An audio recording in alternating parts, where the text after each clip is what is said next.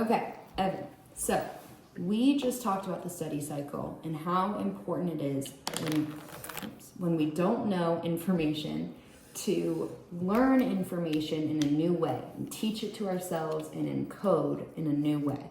So to help you to figure out ways in which you can learn in a new way and spark up your brain so that it's stimulating and engaging and you're not boring yourself, we are going to talk about something called the study senses. So what I want you to do first is make a big box.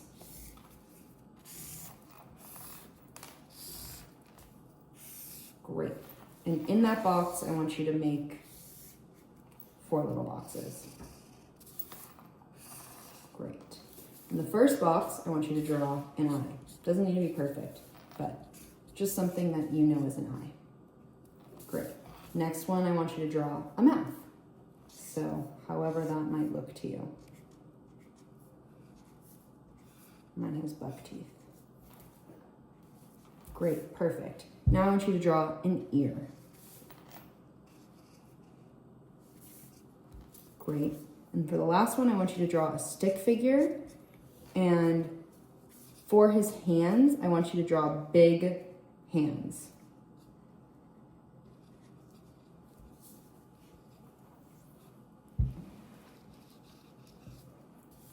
So, perfect. These 4 pictures represent the 4 ways that we can take in information.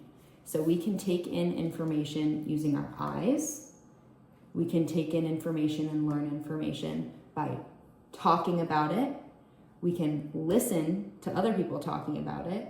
Or we can move around manipulation and hear different things. So you want to be moving, you want to be drawing, you want to be doing things.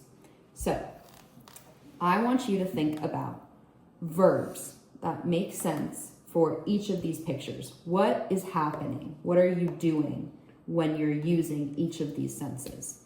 And I want us to write out 2 verbs for each. Okay. So for the eye, what are 2 verbs that you use when you're using your eyes?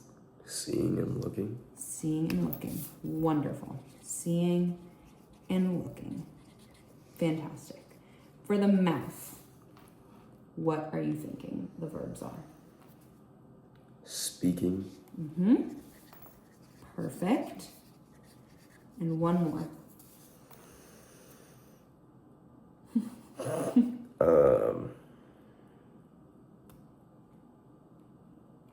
What are we doing right now? We're Talking. talking. Exactly. You don't have to be too out of the box, but just coming up with multiple ways to see it is good to help reinforce your learning. Okay, what do you do with your ears? Hearing. Hearing. And what's another thing that you can do? Listening. Listening. Yeah. There's kind of a difference between hearing and listening. When you're hearing something, you're not really processing it, but when you're listening to something, you're really listening and processing that information and trying to understand it. Yeah. For the last one, if we're talking about doing things and moving around, what is something that you're doing? Moving. Moving. And something else, there was another word that I used where you want to change it. So something that you can do with your body. Manipulating. Manipulating, exactly. Perfect.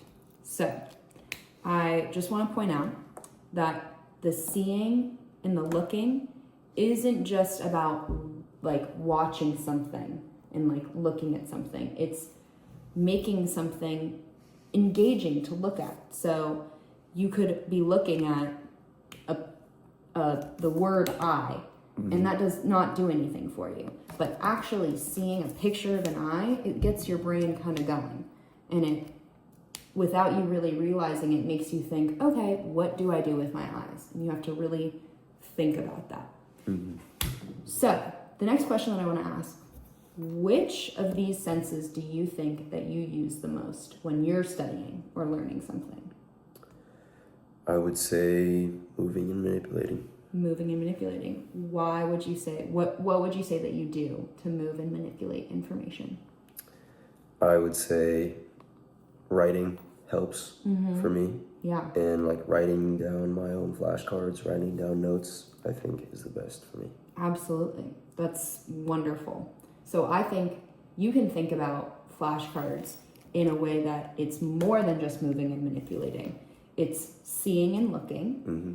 because you have to look at some sort of information and make sense of it and write it out yourself. So you're looking at that information. And if you make flashcards kind of fun and maybe add some drawings or some color or something to make it engaging, then you're working your brain in ways that keep the material not boring. Yeah.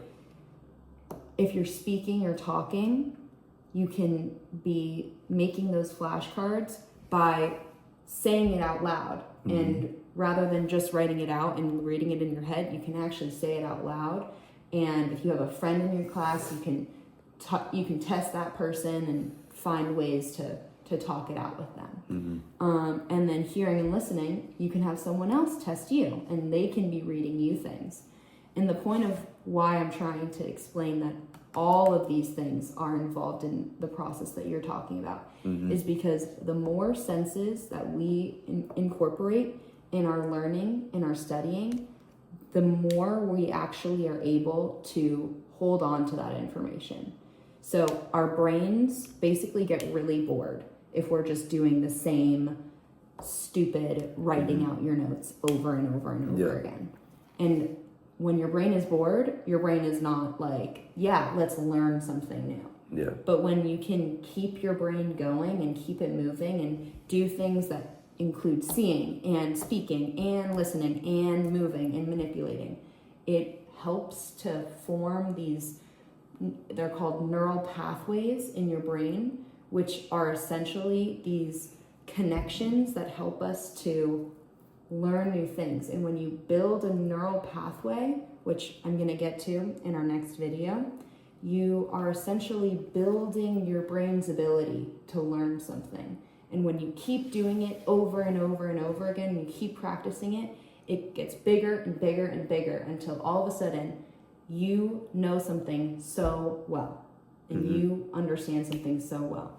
So the point of all of this is that you want to engage all of your study senses when you're studying so that you are finding new ways to learn and new ways to stay engaged. So back to the study cycle of how we want to find new ways to stay engaged and new ways to learn information, you can think, okay, am I looking at something? Am I seeing something? Mm-hmm. Have I been speaking? Have I been talking? Have I been listening? Have I been hearing? Have I been moving? Have I been manipulating? To think about, okay, this thing isn't sticking in my brain. What else can I do from these study senses to help me learn something? So those are your study senses. Awesome. Okay, just quick add-on to our previous video. So one thing is, I want to think about ways in which you could study that's beyond just flashcards, making flashcards or writing out notes, that could engage all of these study senses. So what's something else that you could do, and tell me what study sense it would align with. You could make your own quiz where you Mm-hmm. write down your own questions. Mm-hmm. You are seeing the questions. Mm-hmm. You are, I mean, you could be doing this with a partner. You're talking, listening, Mm-hmm. and you're writing down the answers, so you're moving and you're manipulating. Yeah, exactly.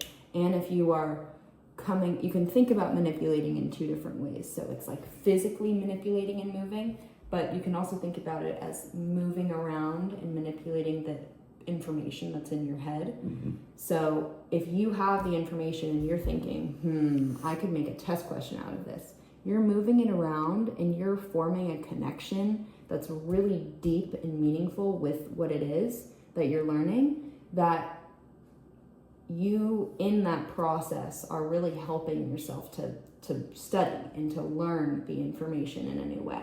And I think that was a great point about how that could making quiz questions for yourself would engage all of these things if you're working with a partner. Mm-hmm. The last thing that I want you to reflect on, what study senses did I use as I was teaching this? I would say all of them. All of them. I would agree. What were all of the ways in which I used them? We are talking right now. Mm-hmm. We are making eye contact with each other. Mm-hmm. You are writing things down, Mhm. and you are listening when I speak. Mm-hmm. Yes, exactly. That's great. Thank you. Mm-hmm. Okay.